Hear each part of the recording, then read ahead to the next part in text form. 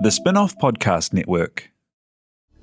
This is Kiwi is back for a brand new season with more inspiring kōrero from special guests including rugby player, father and role model TJ Perenara. My family bring me joy. Rugby brings me joy too, but it's not the same joy as my family brings me. And global dancer and choreographer Kirsten Dodgen. For some reason, people think I'm very intimidating.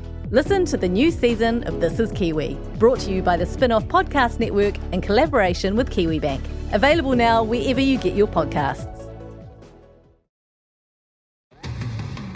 Do you find it hard staying optimistic with all the financial news in the media?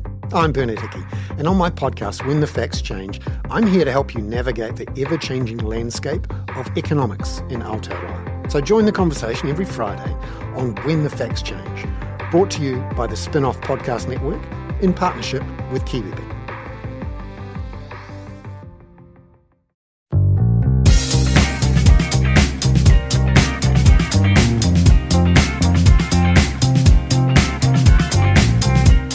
Koto, the treasure has been found. We have reached the end of Celebrity Treasure Island for 2022.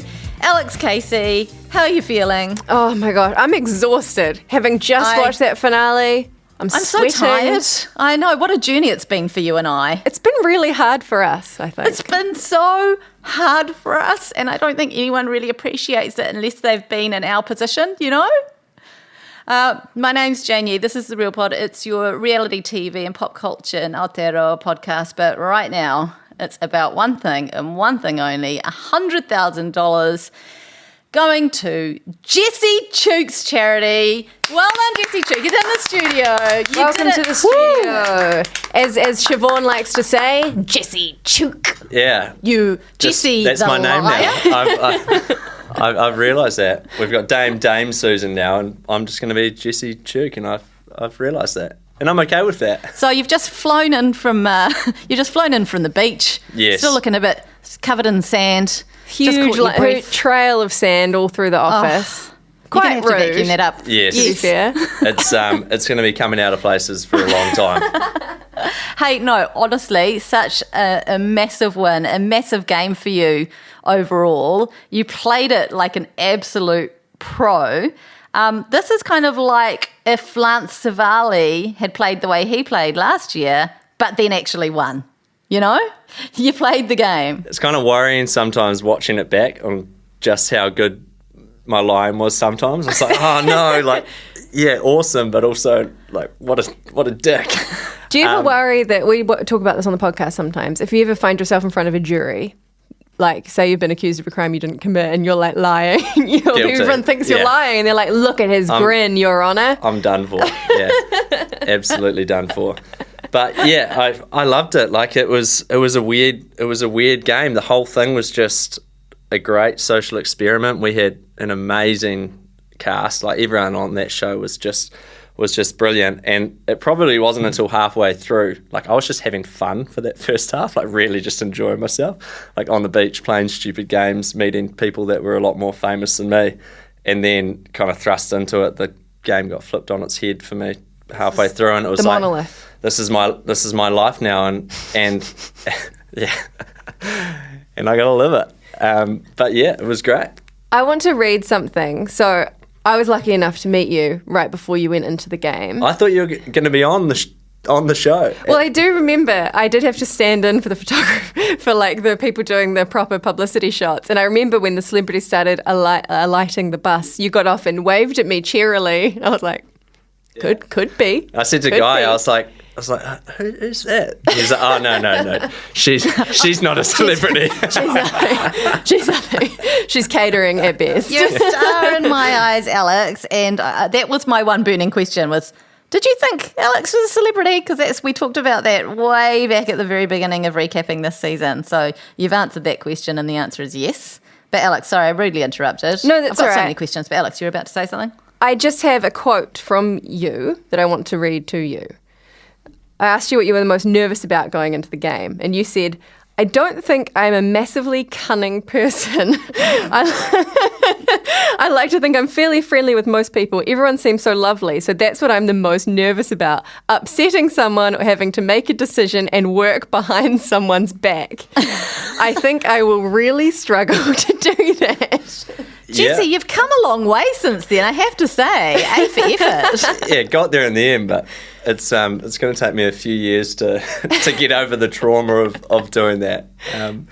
It was, at times you're like, this is great, and it's like, it's a game and you're doing it, but then it's also your friend. Like, you get super close to everyone on there, and when you are lying, it's probably not so much the lying, it's when people actually believe the lies that makes it really tough. It's like, cool, you did it, and they're actually so nice that they're believing me now. Like, that makes you feel even more crap, is when they eat it up. It's so stressful. Did you ever get to a point where you were like starting to believe your own lies and you're like, maybe I don't know where the treasure is? Yeah.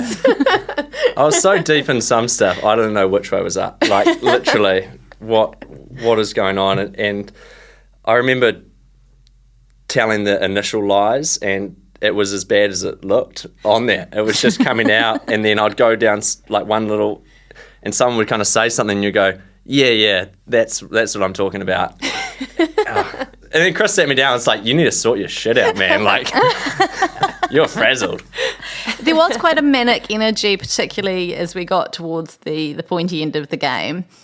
Did it become easier at that point just to lean into it all and just be like, I've come this far, I am in lies steeped so far, I'm so close now, and lean into it?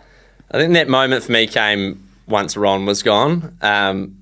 That final merge, from the final merge to top 6, was 100% the hardest part. That was like, your two alliances coming together and hating each other. It's like you've gone to uni, you've made some new mates, and then they don't get on well with your high school friends. It's like horrible. And that scenario was going on, and I said to I was like, don't feel sorry for me. Like, I've put myself in this position. I'm not looking for pity here. I just want everyone to get along. And, seeing it and seeing what it was doing to people, Courtney and then Siobhan, like, it was shit.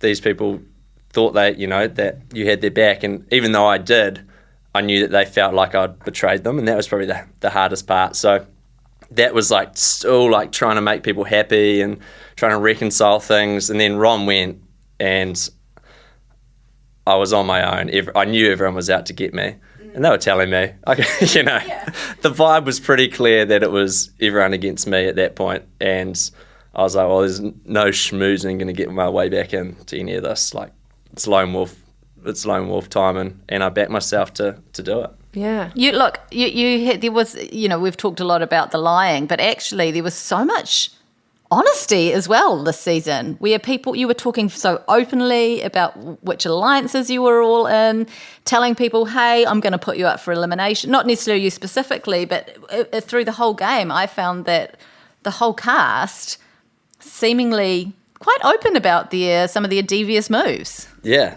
and I found it quite shocking at the start. Like, my initial game plan was just low profile, sit back, watch everyone else do their thing. So initially, when everyone else was doing it, I'm like, what are you doing? Like, idiots. Why would you tell people that? And then I got thrust into that as well. Like, when I finally made a friend, I told everyone about it. I don't know why, we were obviously a super close group with everything that happened before the show, the lockdown and the loss of Inga.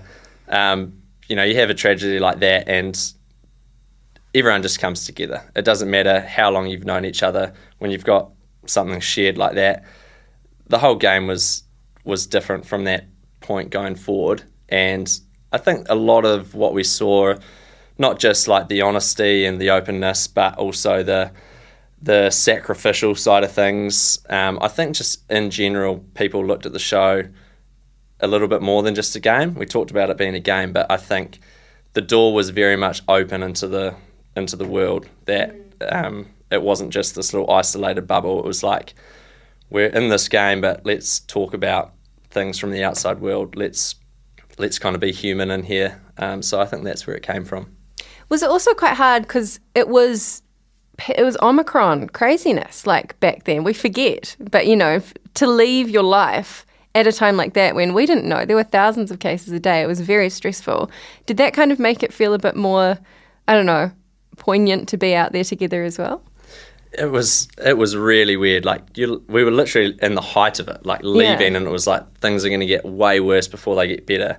And then every now and then you'd have to drive to a challenge, and if the producers left the volume up in the car, generally you'd hear like, there's 40,000 cases here today, and you're like, what? And then, it gets turned off, and you're like, you get these little things because you have these little moments where you get an insight into the outside world. But when you're not doing that, it is literally like you are isolated. There is nothing from the outside world. Camera people don't talk to you. It's just like you are there on your own. And Omicron was ripping through. And from that, I'm also learning, so you're not walking uphill and down dale to each and every challenge, Jesse Chew? No, this is like going to, you would have noticed, we're now on the West Coast for the finale. So that was a big drive. That's a mic drop moment. Yeah, East Coast to West Coast. Holy! Believe it or not, notice. believe it or not, the sun rises in the east, which we see, and then in the last 3 episodes, we see the sun setting in the west. Whoa! That's the scandal. Yeah. Wow. You would have noticed, you said, and no, Alex and I, we didn't notice because we're not, sorry to speak for you also, Alex, but we're sort of not like one with the ocean in the same way that you are. Does your charity know yet, at time of recording, that you did the good deed and won them the money? No. At time of recording, we are going to a bar tonight to watch, and they've put on a massive function, which is really cool. But I'm like, well, a lot of faith in me. But they said some nice stuff. They were like, you've raised 10 grand for us, and the talks you've done about Live Ocean's been enough to celebrate. So let's put something on for you to celebrate the last month. So they're going to be bloody stoked in about 2 hours' time. And when you say they, you're talking about your brother, aren't you? Yeah. So you've had to keep this from him. Yeah. Has he been trying to needle it out of you? No, well, he hasn't. And no one really has, to be fair, which makes it a lot easier to not have to tell these fibs. Come on. Although I do quite enjoy it. You're so brilliant. People aren't even asking, and I'm just lying to them now. Yeah. Pointless lies. But yeah, he's been away for quite a lot, so he missed the first probably 2/3 of the show. But since he's been back, he's been watching every episode, reading every article, listening to stuff, just full diehard fan. Wow. And loves it. So, sorry, is he? When you say listening to stuff, is he listening to this podcast? yeah, he's listened. He's listened to the pod. There's been some funny moments that I've told him about. Is there anything that you want to call it? You came in here, guns are blazing, saying you've heard things you want to talk about that we've said that Yes. we've got wrong. What I should have done is written a list. A logbook. A logbook. If you will. And come in and asked all the, or just, corrected the record. I love the little, the slug, the caterpillar, the slug Yeah. scenario. I think it was a slug, I went and looked at slugs moving. A slug After just that, slimes and- along. Yeah. What you're doing is an You inchworm. don't think I was- you don't- What you're doing is an inchworm. You don't think I was slimy on the show?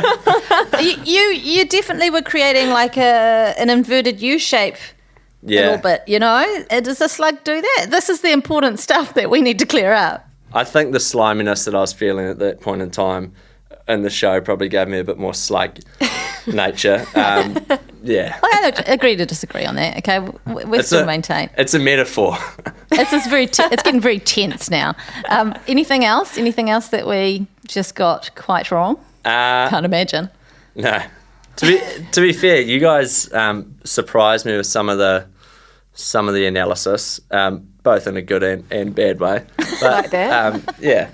No, I without stroking the ego too much, It was great. I loved it. I look forward to every Thursday because I'll just be in the car, tuning in, listening, and it was kind of getting me through to Monday and the next Love week. to hear that. Are you on the Discord? Get No. on the Discord. See, I was so, Cam showed me a little bit of the Discord because I was like, hey, Cam, they keep talking about this Discord. And I'm going on to Google and being like, the Real Pod Discord, and there was nothing. I didn't know what it was. I thought it was, and then I'm on Reddit, and I was looking up Discord, and I couldn't find it anywhere. And he's like, "No, Discord's an app." And he showed me some stuff, and I read a couple of things, and I was like, "I'm already too engrossed in this game. I don't need any of that." If any listeners want to find the Real Pod Discord, where could they find a link? Reddit. In the show notes is where you'll find the link. Just check out the episode description and you can head on there. Thank you very much for that, Sam. You're doing our job for us. Because we don't know how to do it No, I ourselves. still don't. I don't know how to open it. I don't know where it is. I respect it though. Jesse Chook, I should say. The filming ended some time ago. Is everyone going for coffees? That's a burning question because I know that was a big priority for Dame Susie D and for Ron Cribb to make sure that everyone was going to be able to come out of this and go for a lovely coffee.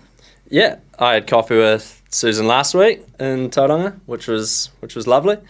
Ron and I have kept in touch a lot. Pretty stoked to be able to say that Ron Cribb, All Black Ron Cribb, is now a good mate, and we get out and play a bit of golf.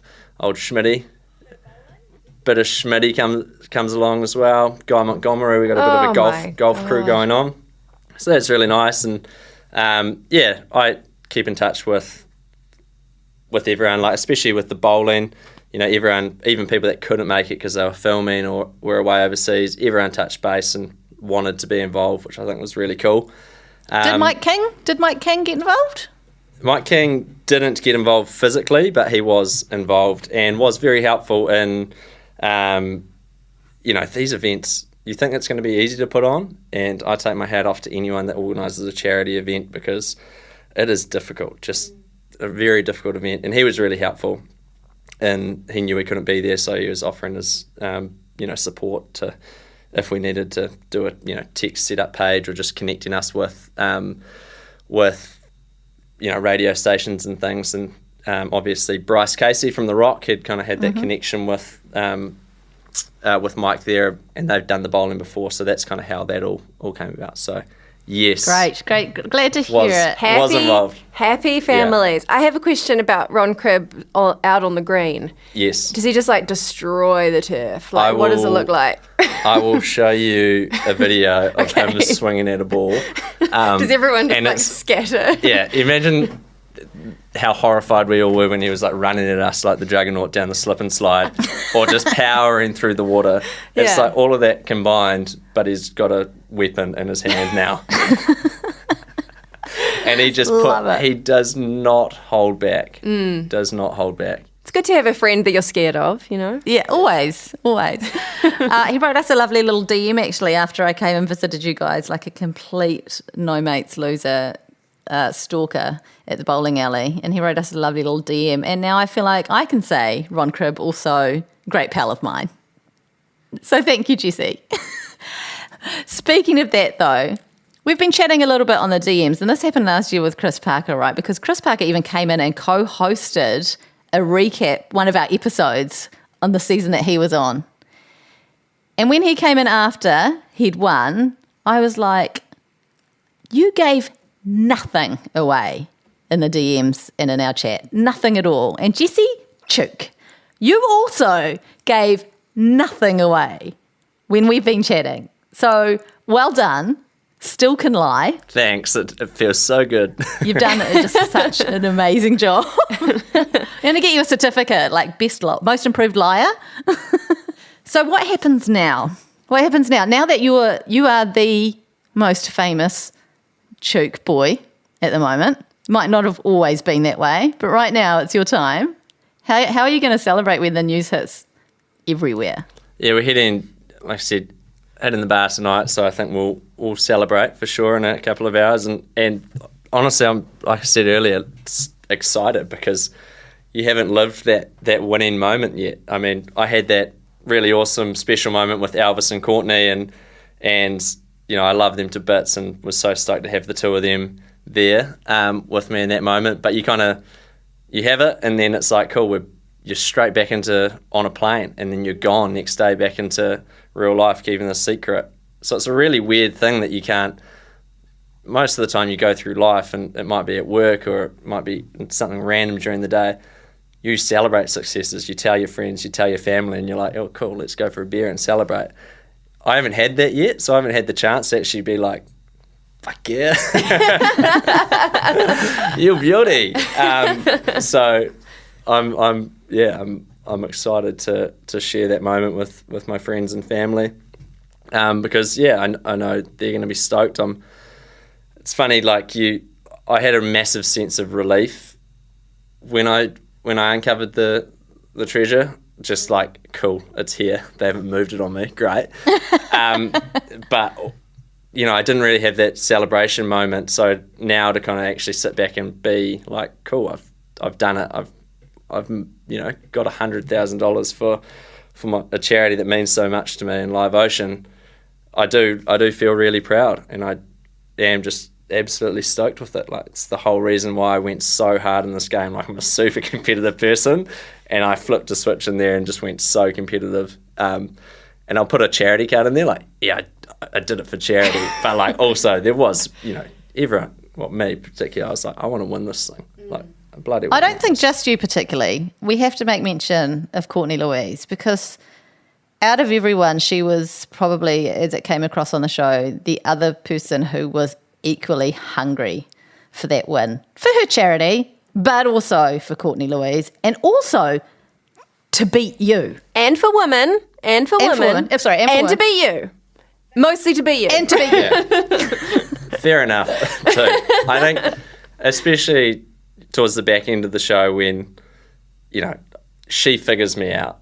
And I think the more she knew that she was right, and then the more that I kept telling her that she was wrong, the more the frustration grew, and I think that's when it turned to like, okay, I just want to beat you now just to shut you up once and for all. So fair enough, but no, Courtney was amazing, and we had a pretty funny relationship throughout the whole thing. Kind of, her making me kai ho to early on, and then kind of being on opposite sides for such a long period of time, and then obviously coming together in that final merge and going through an absolute whirlwind of emotions. But to have someone like Courtney that's like, even though I had at the final chase a lot of the clues and I knew where the treasure was, like I said to Elvis, this isn't a debt. Like, I'm going to be going hard tomorrow because I know there's still a lot between me and getting this treasure, and I know that Courtney particularly is going to be like so hot on my heels because she had all the clues as well. And I was freaking out. I was like, she was on your tail. It was like a horror film. Like, you kept being like, she's behind you, And especially when, for a lot of it, she was kind of behind me, and I like knew she was behind me. And then that final puzzle where she was just genuinely by my side, it felt like being in the elimination arena. She's by your side, and then all you listen to is Matt calling. And you kind of look over and you're like, shit, she's like caught up to me. And like, I've just blown this, the slender lead that I had, and now she's right on me. But yeah, Courtney was an absolute just powerhouse in that game. And I take my hat off to how she played the game. I think she played the game better than anyone out there. And I think, I've seen a bit and read a bit with it as well, and I think a lot of people got after her and how she was playing the game, but you do what you got to do to survive, and she was doing everything, and I watched it unfold, and I knew she was doing it, and I was just like, all good, like fair play, like I would be doing the exact same as you. It's just our paths have been moving in a slightly different direction. I want to know, while all this is happening, how are you remembering where the treasure is? While all this other stuff's going on, that's like the single most important piece of information. I noticed you're lying next to a rock and like doing some kind of coordinates. Did you have like a mnemonic or something? No, I kind of look like. Sorry, I just want to interrupt from another layman. Looked like you buried it X many steps from a rock. Was it any more complicated than that? Which direction? Yeah, which direction? So, like, Right. they were really hard on, one, they were super tight on the timing. They were like, it's 10 minutes. If it's not buried within 10 minutes, a metre deep, we're burying it. Right. And I was And like, you'll okay. have to put the goggles back on. Yeah, sweet. And then it was like, okay, it has to be 10 metres away from any landmark, and so that was fine. And I was like, cool, I can still get some cross reference points. So when you do a cross reference point, you get a spot, you line up 2 markers, and that gives you a straight line, one behind you, one in front of you, and then 2 markers, one to your left, one to your right. And you know that if you have those lined up, you get to a point. It's just like literally X marks the spot, and you're standing in the middle of it. But when I got down into the basin, all these like spots that I was going to use were gone. Like I was standing in this basin and I couldn't even see any of the hills that were in the distance. So I pretty much had to place my bets on a sand dune that I hoped was still going to be there when I got back. So I only had 1 marker. I didn't have any cross references, and I paced out, I think it was 14 steps, but that 14 steps was 10 steps originally, I think, when I had so much adrenaline. So I did like 10 steps, and I was like, okay, it's 10 steps. And then I was like, okay, I'll check it one last time. And then when I checked it, it was like 14. I was like, shit. And then I checked it again, and I'd done like 12. Oh my God. So, yeah, I finally was like, okay, I think I called it was like 13. Well, no, it was 13 steps, because I reckon I could go back there tomorrow now. You got there in the end. It's like when you measure a piece of furniture like with 2 finger points, you're like, it's about this big. Yeah. But you did it.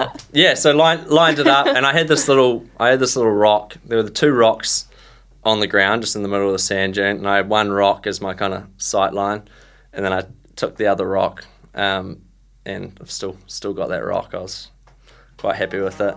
It was like my only friend towards the back end of the game. I love it. You're in an alliance with, it's your Wilson in a way, as a castaway. Kia ora, I'm Duncan Grieve, founder of The Spinoff. You can help us keep all of The Spinoff's award-winning journalism free for everybody by becoming a member today at thespinoff.co.nz/donate. Kia ora, this is Toby Manhire, here to urge you to tune in to Gone by Lunchtime, a podcast with me, Annabelle Lee Mather and Ben Thomas, tackling the world of New Zealand politics, from policy to polling, from scandal to psychodrama. Listen to Gone by Lunchtime, brought to you by the Spin-Off Podcast Network, wherever good pods are sold. Kia ora, I'm Alex Casey, senior writer at The Spinoff.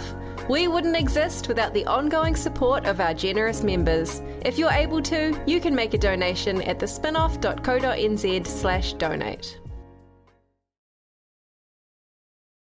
I have to say, there was the moment in the final episode tonight where you said, you told the truth about being the traitor. You admitted it. Elvis, shocked and upset, even though Courtney Louise had been trying to tell him she thought this was the situation. Courtney Louise was like, big bloody surprise. But that gave them an opportunity to vent some frustration, to say they felt betrayed. But from my perspective, I felt like you did them quite a big favour in telling the truth at this point, because it meant, and you were giving yourself a little bit of a handicap in some ways, because it meant once you got to the basin, they knew they didn't have to stand there and work out a puzzle. All they had to do was look for Jesse Chook where he's digging and kind of like join in that same general area, right? Yeah. Do you think they recognised the advantage that you were giving them at that point? Not advantage over you, but an advantage beyond the position that they were before you said anything. Not at the time, and fair enough. Like, I think I would have been pissed off if I was in their shoes at that point in time as well. But there's a couple of conversations. I had been wanting to talk about it for a while, and I just kept going, well, I can't. Like, while the game's still going, and particularly during the pairs, and this isn't fair to Elvis, because by no means would he have thrown a challenge, but I just didn't know, Courtney and Siobhan knew, and, would have, if they knew, black and white, I'm the traitor, he buried the treasure.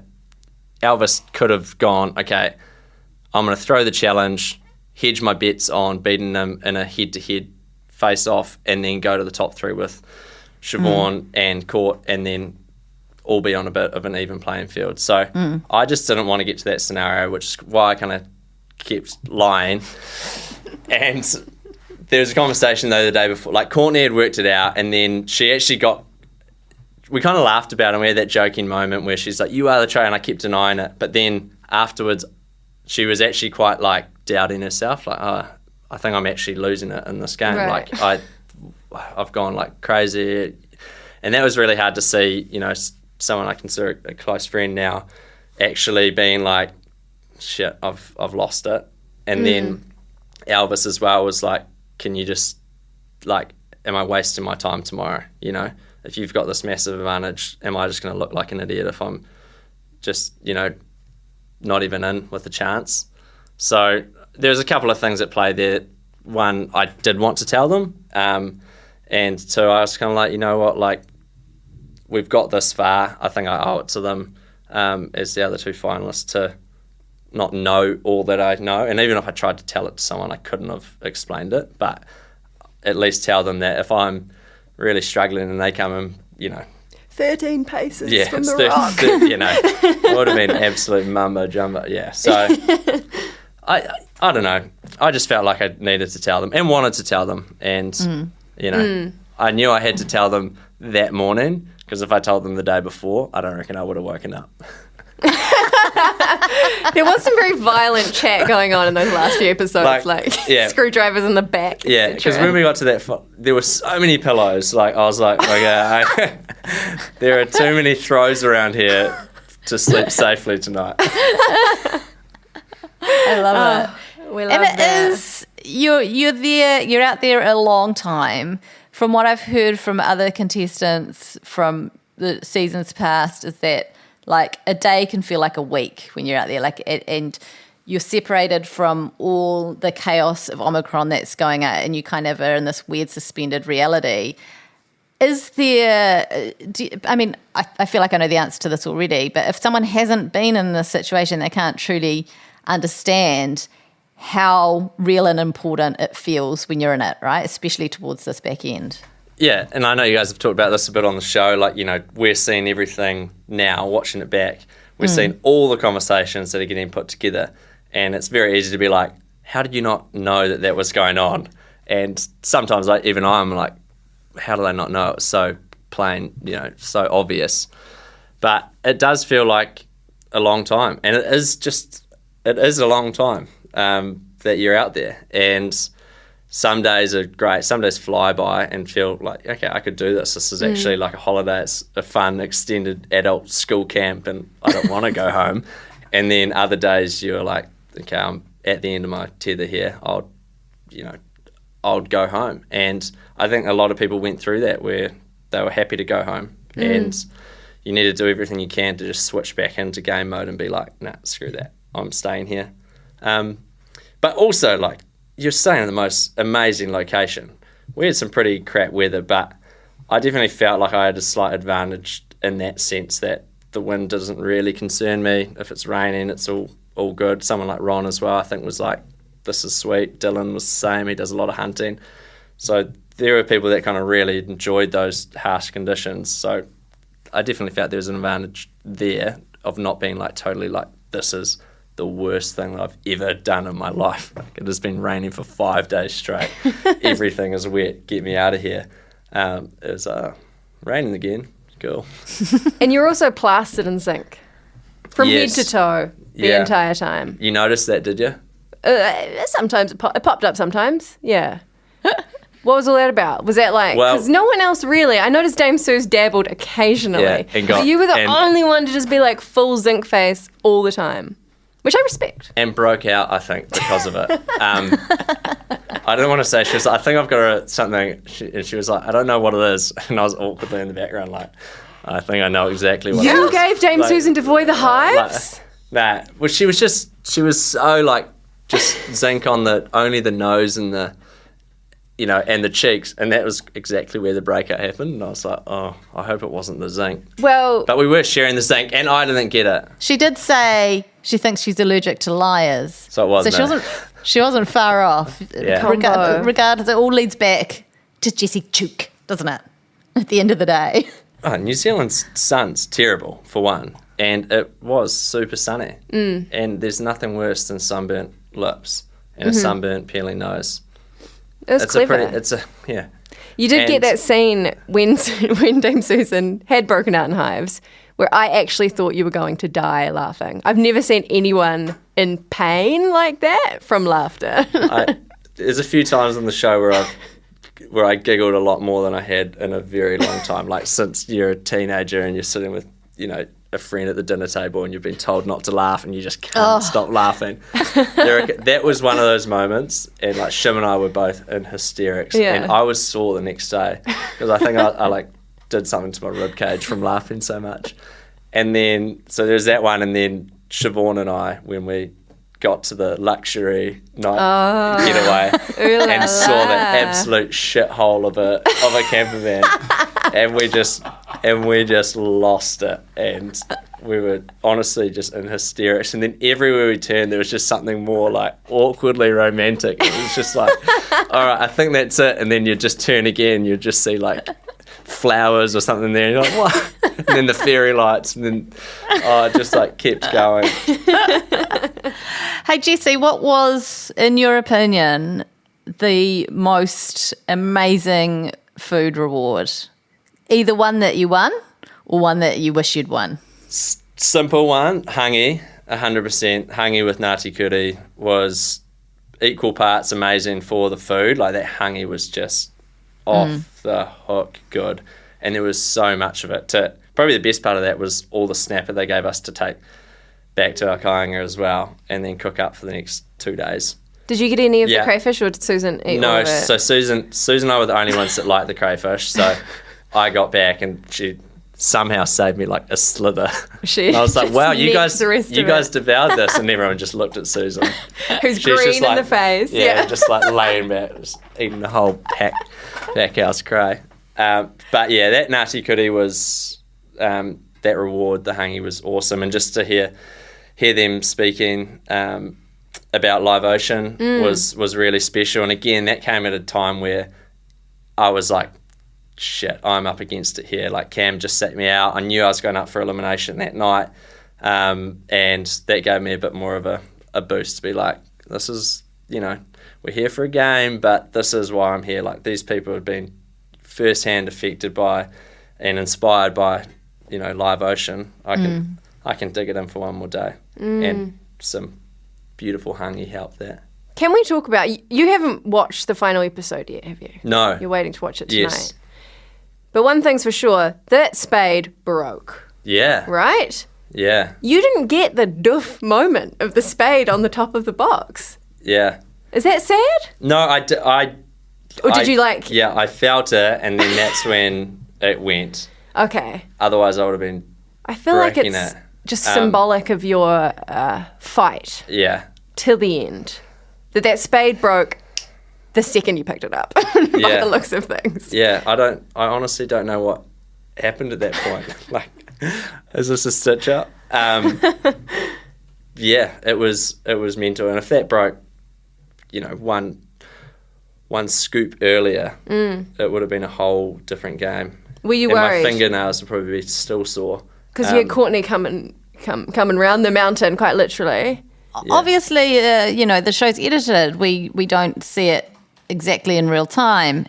How far behind you was she, do you think? Like minutes-wise? Not much. Like a couple of minutes. Wow. Maybe, yeah. Not much at all. You can see from that final challenge like how close she gets in that last puzzle. And then, I don't know if it shows, you guys can tell me, I leave the puzzle and I'm like boosting it, and then I take a bit of a fall. Yes. That plays. Into some brambles, yes. Yeah, that was actually really brutal, and I was pretty tweaked for a while after that. Wow. It was quite the drop, and I got like stuck in there. I felt like the hyenas on The Lion King when they go down and they get stuck and they have to climb through the elephant boneyard. Yeah. It was shit. I was like, this is really bad, and I probably lost a minute or two being stuck down there. But then Courtney ends up down there too, or something similar. Drops her bag and loses all of her. She forgot to do up her bag. Yeah. Oh, you might not know that though, because you haven't seen it. She'd had her bag. She didn't do up her bag completely, and she lost some of her things out the back. And so this is on the run down to the into the basin. So there you go. There's something you didn't know that we can tell you. Brilliant. Do you know what? Hot tip for next time, if you want to just keep your lead a little larger, when you finish the puzzle, can you just bloody scrape it off the thing so she can't copy it? Yeah, great. I'll remember that for next time. Did she just straight copy once I left? Why Yeah. wouldn't she? Yeah. Why wouldn't Yeah. she? And she was eyeing up Dylan Schmidt's little printout. Yeah. Pretty early on, I think. Yeah. Oh, wow. Schmitty. It was nice to have him there with me at the end. Schmitty. Have you been to a trampoline park with Dylan Schmidt? No, but he puts the invite out there quite regularly to the CTI group. He's like, "Hey guys, anyone coming this week?" And I'm like, "Yeah, I'll come soon." Holy but- smokes. Yeah, I really want to go see him in action for one because he's an absolute beast. But two, he's like, "Yeah, I'll teach you guys," and I'd love to be able to do a double pike triple axel. I just want to play crack the egg with him, you know? Yeah. That's all I want to do. All right. To be honest, so do I. Yeah. Alex, that's your equivalent of like, I just want to survive the first elimination, you know? Yeah. Jesse's after the triple pike double, whatever it was you said, and you're just after, if I can get through the first elimination, then I'm fine, crack the egg, you know? Would you still Such crack fun. the egg if Ron was in there? No. I'd die. I'd be dead.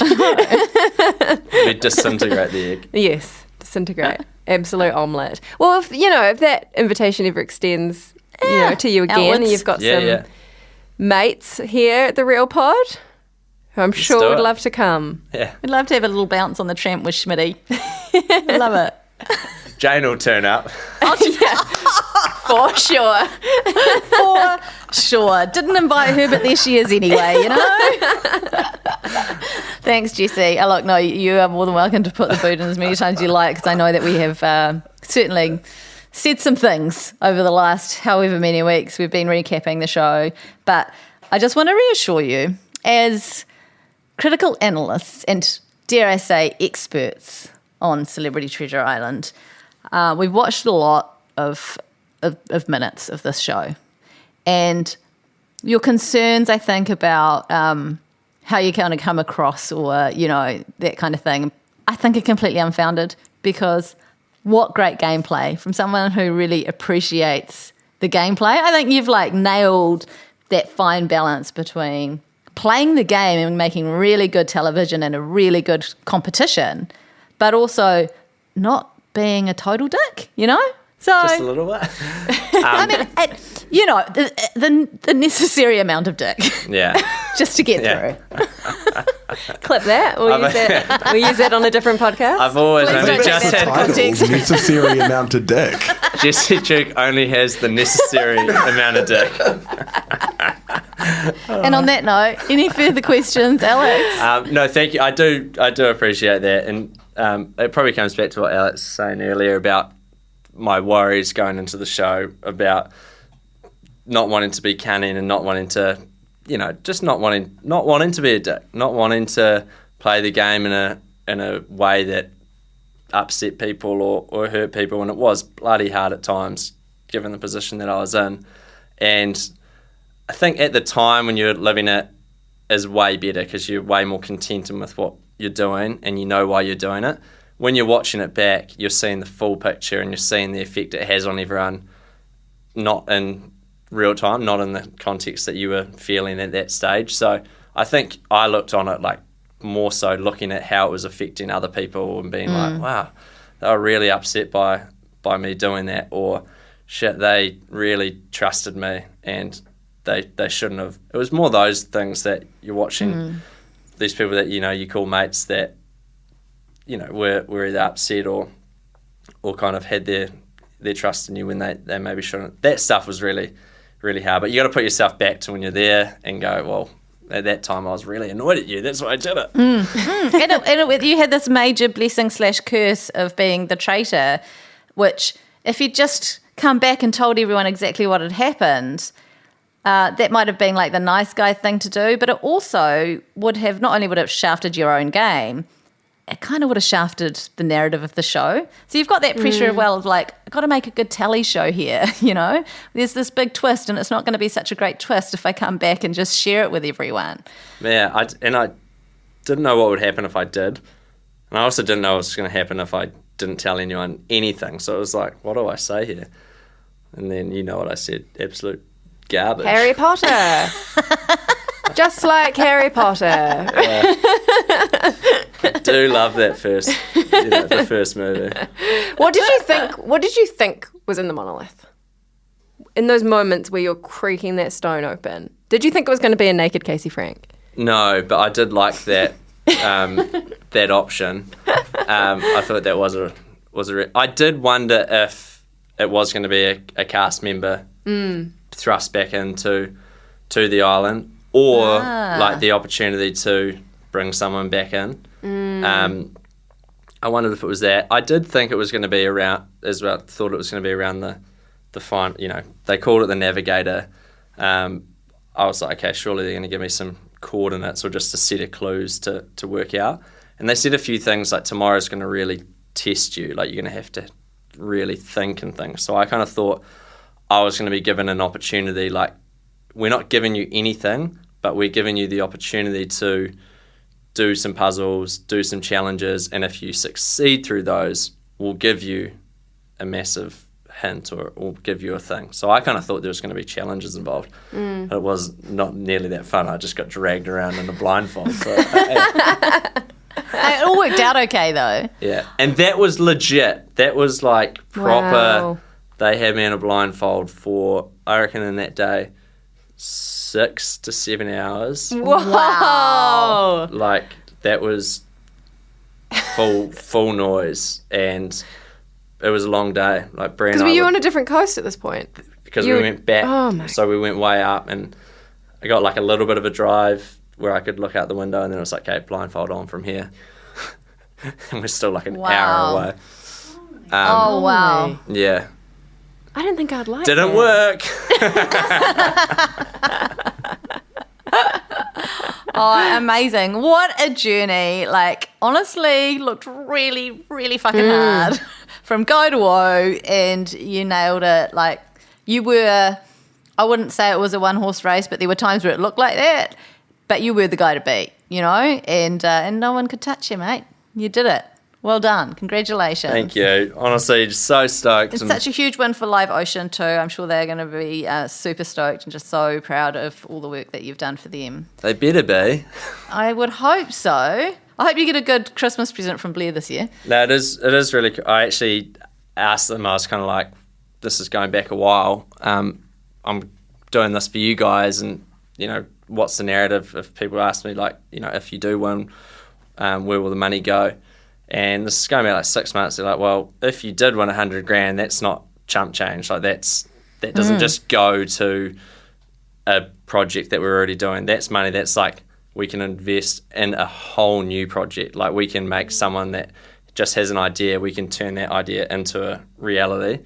And they were like, and we'd love you to be part of that and kind of bring you in to look at that. So that's really exciting now to know that I'm going to be able to tell them and then be involved in, you know, hopefully bringing someone's just an idea or an innovation or some small thing, into real life. So that's cool. Life-changing moments continue for you. Yeah, I'm quite excited That's so about cool. that. Yeah. All from a silly, silly show. Silly game. Silly little show. silly game. Silly little boy. But how good's the show? And I love the show. I love what you guys do. It's such a bloody cool thing. And I'm like equal parts sad and happy that it's over. Like happy that the anxiety is going to be gone every Monday, Tuesday, Wednesday. For like, what did I say tonight? But just sad that I can't live it again, because it was so fun living it the first time, and it's so fun, like probably even more fun watching what your friends were doing and the funny stuff that they were saying along the way. Yeah. And that's been like really cool, because you see a little bit, but you miss so much. So yeah, seeing these people that you got so close with living their journeys was bloody cool. I'm really going to miss it. I have one more thing to say, because I promised listener Renee Church that I would posit this to you. She emailed us with the following. This was at the end of a different email. She said, sorry. I don't know why she said sorry, but I still listen to the Real Pod. Shouldn't apologise for that. Should be proud of Don't that. apologise. Every week, can I please get something off my chest? Jessie Chook from CTI looks like a young Sir Edmund Hillary. Please tell me you see it too. Love Renee Church. Well, Renee is... no, he's just opening a beer. It looked really nice. That's just It's for hot context. It's hot in here. Jesse's looking through the window in the studio that goes out to our communal kind of hang area at work. Sorry. Dame Susan Devoy said it multiple times on the show. Wow. So Wow. she thought it. I think especially towards the end where I keep losing more and more weight and the beard starts getting like wispier and wispier. And the more and more nervous I got as well, like I do this thing where I itch my beard, as you might have noticed, especially when I'm nervous. And I itch 2 holes in my beard. Like if you look at the thing in the show, there's like these holes wearing towards the back end. So, yeah, the game was getting to me, you could say. Yeah. And it was your Everest. It was my Everest. You knocked the bastard off. I knocked the bastard. Peak.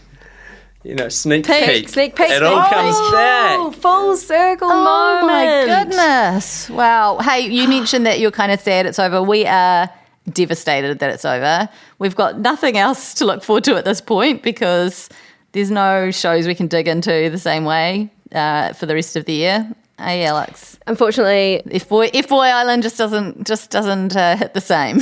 nothing's quite cutting it. But what we will be doing, which I can reveal exclusively now, is we're going to rank every single Celebrity Treasure Island cast member over the next 2 weeks Wow. on this Yep. podcast. And we will take So- bribes, Jessie Chook. We know you've come into money recently. Great. I'll meet you in the car, mate. 5 minutes. Is there a way that your live ocean project could somehow dovetail beautifully into a reality TV podcast investment? I'm just throwing it out there. You have a wee think, you know? Yeah. We could record underwater or something, you know? Just saying. You're going to get some knocks on your door. At like Kelly Tarleton's. We could absolutely. I can't believe we haven't done that. We will literally do anything. We'll do anything. I think that's got legs, It's got fins, actually. Yeah. Yeah. Brilliant. We could talk all day, but I know you've got like big old night ahead. And for context, if you haven't picked it up, we've managed to snag Jesse just before the final airs publicly on the television. We're his first media stop, and we're so proud of that. It's so amazing to have you fresh in and chatting about all this for the first time with us. We're very, very grateful for your time. And you have got like so much celebrating to do that I'm excited for you. Thank you. Come watch tonight, Come watch with me. It'll be fun. You're in Wellington. aren't I? Yeah. I've got pole class.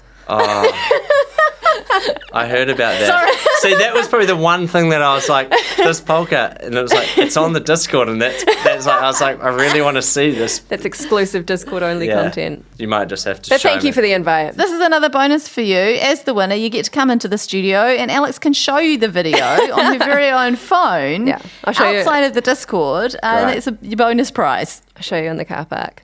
Can we give a round of applause to Jessie Chook in the studio? The winner, chicken dinner of Celebrity Treasure Island 2022.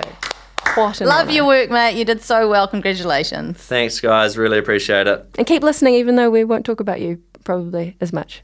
It's all right. Hang on, you got to see where you are on the rankings. True. You haven't really won anything until you topped the Real Pod CTI every cast member ever ranked rankings. There's been some rippers over the years. They have. We haven't figured out what we're going to rank them on yet. It's going to be a very complicated Joel Rundelow Hanoi stacking tower kind of Cross-reference.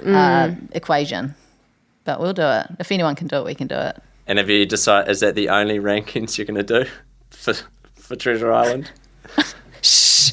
Right, time to go now. I know what you're referencing and we're off. Okay, we're wrapping this up. There will be no charity rankings. Thank you very much, Jessie. Thanks, Alex.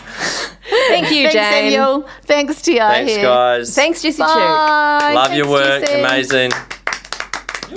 Woohoo! best podcast in the world. Are you curious about how business can be better? I'm Simon Pound, and I host Business is Boring, a podcast where I kōrero with some of the most interesting people in entrepreneurship, commerce, and making things happen. Tune in to Business is Boring every Tuesday, brought to you by the Spin-Off Podcast Network in partnership with Spark Business Lab. Kia ora e te iwi, Te Aihe Butler here, podcast manager at The Spin-Off. If you enjoy listening to our podcasts, consider supporting our mahi by signing up to become a Spin-Off member at thespinoff.co.nz/donate. The Spin-Off Podcast Network.